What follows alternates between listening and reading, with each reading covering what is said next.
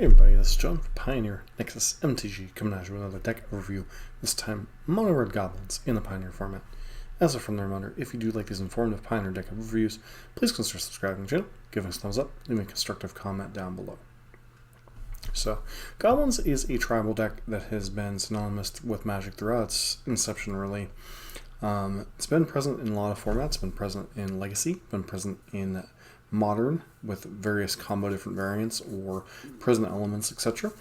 This version is more of a aggro kind of grindiness hybrid. You get off to a very quick start with things like Foundry Street Denizen that gets +1/+1/0 for each creature that's entered the battlefield under your control this turn. Legion Loyalist, which can make attacking and blocking difficult for your opponent if you have 2 or more creatures attacking with it. It gets first strike. All your creatures get first strike and trample. You can't be blocked by tokens, which can make things tricky. Battlecry Goblin is a kind of pseudo Lord-esque effect. Whenever for 1 and a red, Goblin creatures you control get +1/+0 and haste until end of turn. Then Pack Tactics, when Goblin attacks, you can control 6 or more power. Create a 1/1 red Goblin token, tapped and attacking. Goblin Instigator is very similar to Mogwai Marshal in the modern format, except it doesn't have the additional backside of whenever it dies, you get an additional 1/1, but it comes in, gives you 2 1/1 bodies. Goblin Pile Driver, kind of the muscle of the deck. It gets +2/+0 for each other attacking goblin, so your opponent has to account for this in combat.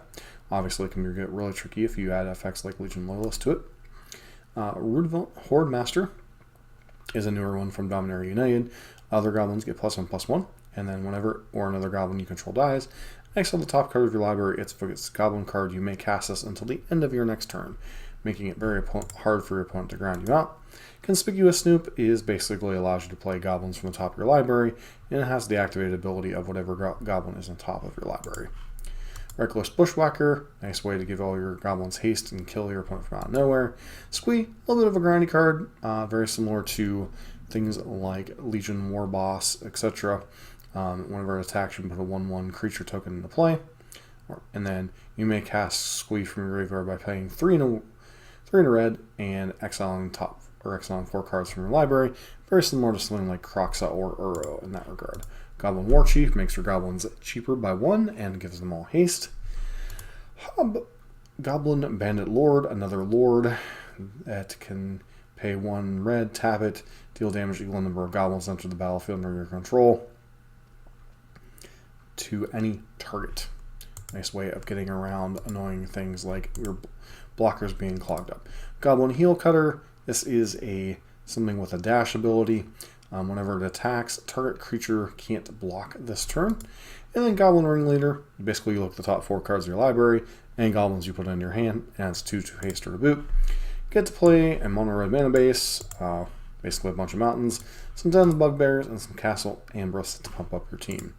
Sideboard options, Alpine Moon, pretty much here for Nykthos and for Lotus Field combo, way to slow them down in a Mono Red deck. Soul Guide Lantern, helping slow down the graveyard decks, whether it be Izzet Phoenix or Greasefang. Upgrade for any type of nasty vehicles or just as a removal spell. Goblin Crater Maker, once again, destroys vehicles, does damage to creatures, also is a body to play. Magmatic Chasm is an interesting one. Creatures without flying can't block this turn. Basically makes it so your opponent can't block. Similar to like half of a Brave of the Elements in terms of your opponent not being able to block. Then Goblin Ringleader when find yourself in a little bit more of a grindy base matchup. Taking a look at a slightly different version of the list, this version is running a little bit more 1-drops in the form of Fanatical Firebrand, which is both a 1/1 hasty creature and can potentially ping your opponent's creatures off by sacrificing itself. A lot of the other cards are pretty much the same in the main deck. You get to play a Kenzan, a couple copies of Mutavault in this version, but still, same Mono Red mana base. The sideboard is what I really wanted to look at in this version. Running Volley, things you see out of a lot of the red base decks. Very good against Spirits, Angels, also good against Greasefang, which could potentially be a tricky matchup, especially since you can't always race a turn 3 Parhelion. Legion Loyalist adds to the ones that are already in the main deck, making it difficult for your opponent to block a little bit. Another card I forgot to mention, Skirk Prospector. This can turn your early goblins into casting fodder for your more expensive goblins. Roast is another removal spell for big creatures your opponent might get in the way. Things like Kalidas and such. Unlicensed Hearse, Graveyard Hate against Greasefang and is a Phoenix primarily. Goblin Chain Whirler. This is a 3/3 body that can help kind of blow up your opponent's board if they have a bunch of small creatures. Decks like humans, mono red, etc. Karzev's expertise, very similar to something like the Crow in War, allows you to steal one of your opponent's important big dumb idiots like a Cavalier of Thorns or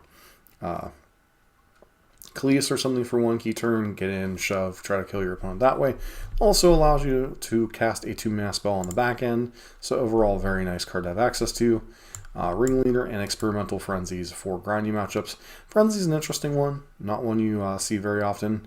It's very similar in some effects to copies of Conspicuous Snoop. You look at the top card of your library and you can play it, but you can also play lands in addition to the creatures. And then you can pay 3 in a red to destroy Experimental Frenzy. And it also has the downside of you cannot play cards in your hand, which, if you're playing off top of your library, you really don't care that much.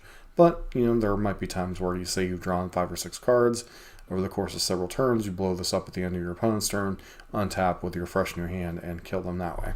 So, as far as this deck's positioning in the format, it's not a deck that shows up a lot, but it is a kind of sort of resilient creature-based deck that can do a lot of damage out of nowhere with all the hasty effects. But much like other tribal decks, it does struggle against decks with a bunch of removal, so Rakdos and Is it Phoenix can be a little bit rough, and it is overshadowed by some of the other tribal decks, such as Elves, Humans, or Spirits. But nevertheless, a deck you should be aware of, and a fairly reasonably budget option to get into the format. It's clocking in a little bit lower than some of the other cards, although Down the Bugbear is a little bit expensive. You can get away without running it. But, if you like tribal strategies and are good at aggressive decks, this could certainly be a deck you could explore. And, a deck you might see in your local meta. As always, if you like these deck overviews, please consider subscribing to the channel, and hope to see you for the next video.